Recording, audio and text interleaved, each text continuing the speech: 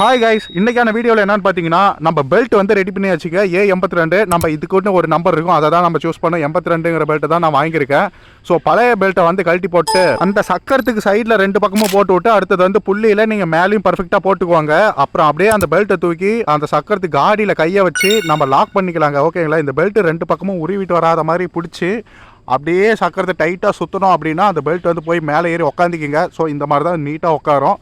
அடுத்தது சின்ன சின்னதாக இருந்தால் அதெல்லாம் சரி பண்ணி விட்டுருக்காங்க. அதையெல்லாம் முடிச்சுட்டு பெல்ட் நல்லா டைட்டாக இருக்கா, ஃபிட்டாக உட்காருதா, காடி எல்லாம் தெளிவாக இருக்குதான்னு பார்த்துக்குவாங்க. அந்த மோட்டர் அட்ஜஸ்ட்மெண்ட் ரொம்ப முக்கியமான ஒன்றுங்க, அதுவுமே தெளிவாக இருக்கணும். ஸோ இந்த நட்டெல்லாம் வந்து அட்ஜஸ்ட்மெண்ட் மேலே கீழே ஏற்றி இறக்கி பர்ஃபெக்டாக உட்கார வச்சுக்குவாங்க. ஸோ இப்போ வந்து நம்ம தறியை போட்டுவிட்டு போகிறோம். பெல்ட் ரெடி பண்ணியாச்சு, பிரேக்கை தள்ளி விட்டேன். தறி வந்து பழைய மாதிரி இருக்கிறத விட இந்த தடவை கொஞ்சம் ஸ்பீடாகவே ஓடுதுங்க. நான் இதை எதிர்பார்க்கவே இல்லை.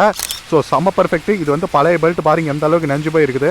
ஸோ புது பெல்ட் போட்டதும் தறி வந்து நீட்டாக ஓடுதுங்க. ஸோ நம்ம சேனல் ஒரே